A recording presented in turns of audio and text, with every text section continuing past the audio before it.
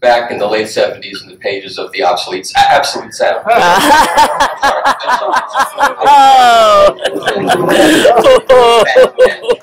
So I recall, that's the last one of those things.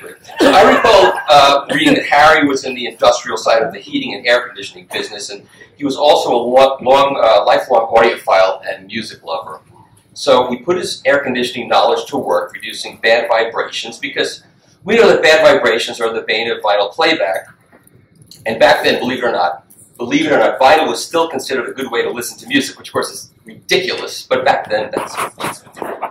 So Harry and his late wife Sheila founded VPI Industries in 1978.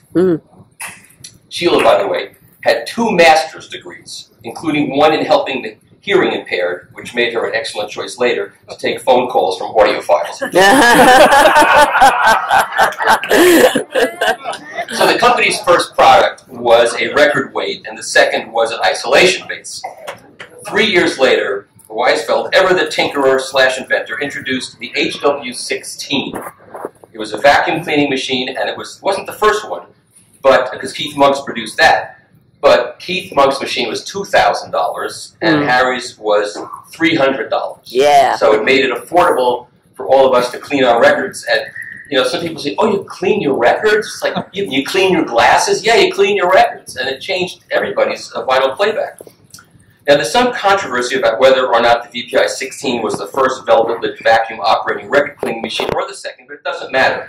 The HW16, in a greatly improved version, is still in production, still a bestseller, and still affordable. And as Ron Popeil likes to say, it really, really works. Now, within days of Harry Pearson's HW16 review in the Absolute Sound, 500 orders poured in, by mail then, of course, because there was no internet. And finally, Weisfeld could honestly say he was out of the heating and air conditioning business and in the record cleaning machine business. Not content with a successful cleaning machine design, Harry decided to instantly kill his hard-earned credibility by introducing the DB5 Magic Brick. Anybody here remember that? But what you don't understand is that he also introduced the DB6, which was a bag of magic beans. But the brick did work. The brick worked. You put a wooden paste, ferrous metal block, and you put this thing on a tube amp, and you could hear the difference. It worked. And how did it work? It sucked up stray magnetic flux. So I apologize to any children in the room, but that's how it worked. And it did work. So then Harry solidified his business by creating the HW19 turntable. And then the Mark II, the Mark III, and the Mark IV versions followed. But the HW19 featured a 10-pound solid aluminum lead-damped platter, a quarter-inch steel reinforced spring suspended subchassis, a steel reinforced particle board bottom panel, and an AC synchronous motor. The whole thing weighed about 24 pounds. And the best part of all is it cost $750, which in today's dollars is around $1,700. So in other words, it was an affordable, solidly built product that sounded great. Thanks in part to supportive reviews from Harry Pearson and TAS, and later J. Gordon Holt and Stereophile, who in 1984 said it was the best turntable that he'd ever heard. The HW19 quickly became a bestseller, and people still use it, and I think they still support it. People need parts. And best of all, it was proudly made in America. Well, New Jersey, but that's close enough.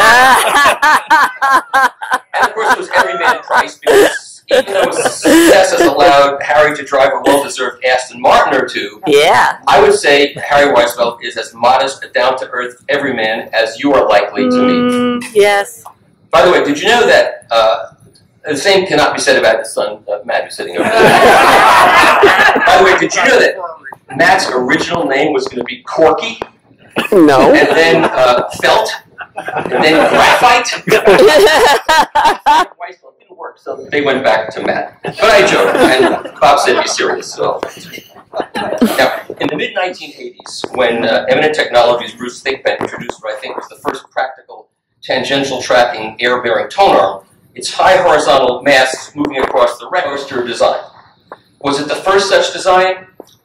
And did it form the basis for a product made by another turntable manufacturer? The name of which I won't mention. I don't want to get involved here in politics. I don't know. But it doesn't look bad. Oh. The original TNT was a truly great turntable, yet it too was reasonably priced. I owned one for many years with an ET2 arm, and I remember filling the VPI stand with sand and lead shot, and the sand and the lead shot would leak out one by one, and it got eaten by my Maine Coon cat that Harry Pearson gave me. And that Pearson cat was nuts to begin with.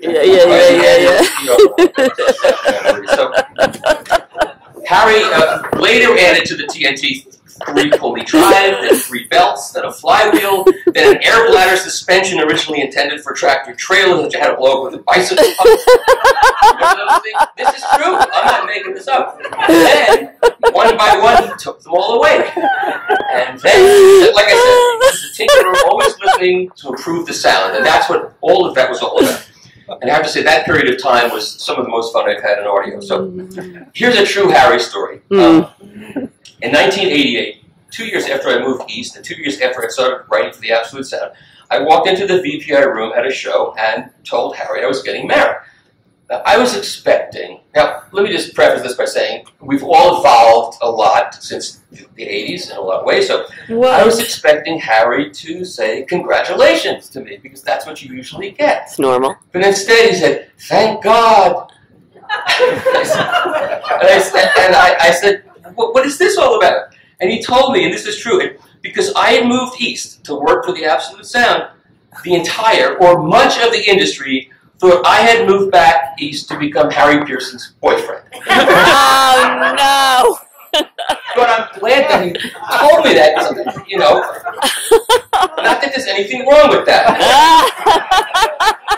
I mean, Art Dudley, I can understand, but me? I'm just kidding, but Art was very cute back then. But anyway, that was a true story. And that's one of the first times I think we ever really sat down and talked for too long. That's the first thing he told me.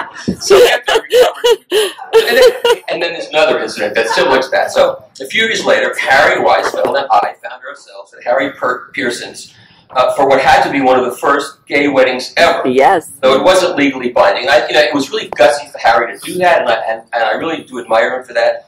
But it was also gutsy for Harry Weisfeld to show up, because he was very uncomfortable about this. I think probably now a little less uncomfortable, because the world has changed. So I put on a blonde wig, and as Dusty Springfield, I sang The Look of Love, which I would be happy to do for you now, but I didn't bring my backing track. So funny. How funny. And, you know, Harry was ashen-faced during the whole thing, and he turned to me and he said, I can't believe I'm at a wedding of 2 men. But he got over it. There's a point to me saying that. And the point is, I bring this up because Harry was there despite his trepidation, because family is important to him. Yes. And maybe even everything. I think it's more important to him than any of this vinyl stuff. That's the most important thing to him. And in many respects, Harry Pearson was, for Harry Weisfeld, family. Yes.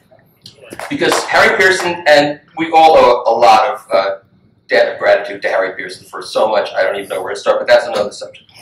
So Pearson had helped give Weisfeld his start in the business, and even though the two often fought, especially when Pearson would, for years, sit on a VPI product. And so, I mean that literally. And never write a word about it. Stuff would show up and disappear. And I'd get calls from this Harry saying, I'll never send that son of a bitch anything ever. Why are you calling me to tell him? Call him.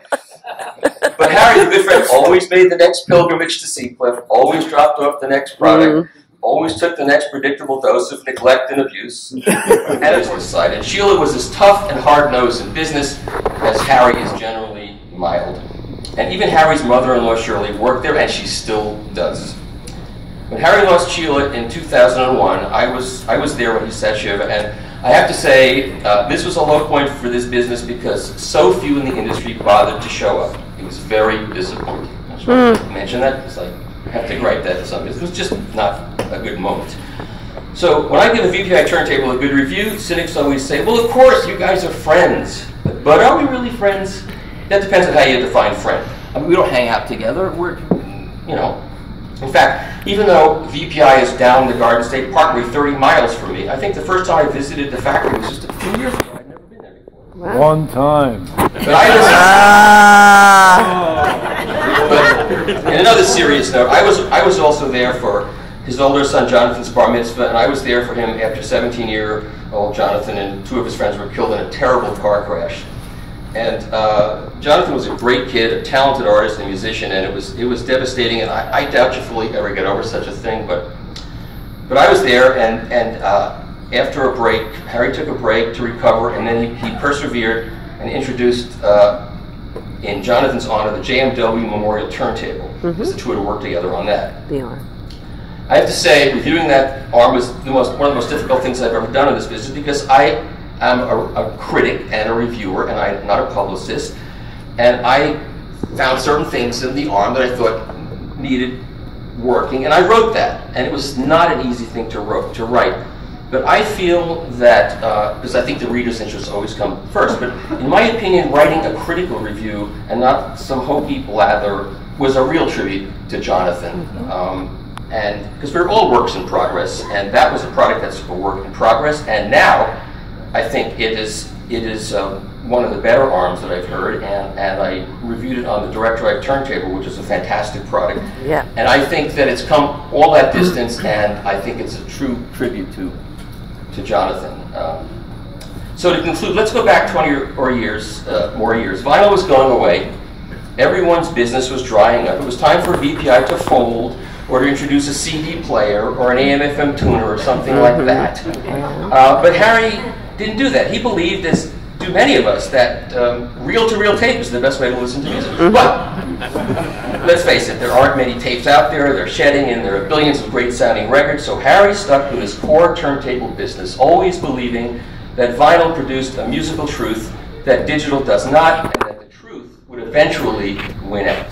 And so it has. So kids are embracing vinyl. Adele's 25 sold more than 22,000 copies in the first week.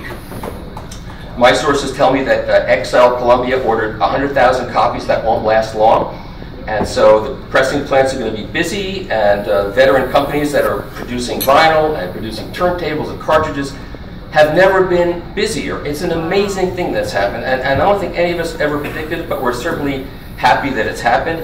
And so suddenly vinyl is a growth industry, and VPI is not back, it's still there. And that's the best part about it. Yep. But better yet, Harry's younger son, Graphite, over there. When he used to be asked by his friends what his father did for a living, he was and, you know, all of his friends think that's the coolest thing.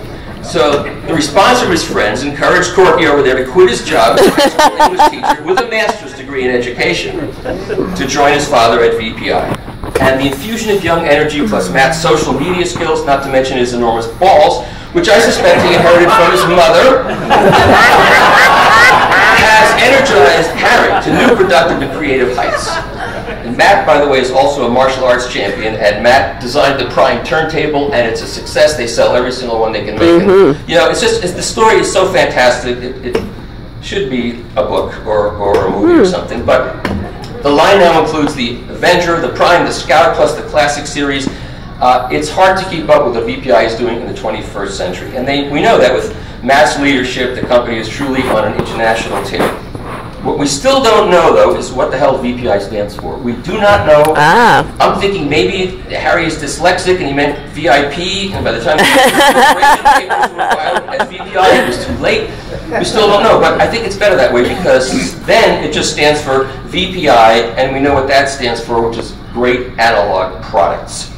So these are the best of times for VPI and its co-founder, Harry Weisfeld. I really believe that. And it's truly my great privilege to have been asked to deliver the introduction before Harry's handed a much-deserved and rarely given Founders Award from the Los Angeles Orange County Audio Society. So thank you, and thank you, Harry, for all that you've done for analog. For extraordinary contributions to fine audio and audiophiles worldwide. December 6, 2015, presented to Harry Weisfeld.